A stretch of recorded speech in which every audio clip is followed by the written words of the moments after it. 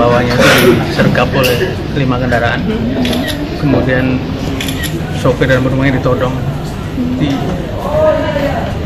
dengan senjata api dan pistol, dan ketika pintu dibuka terasa betul si penodong itu bau minuman gitu.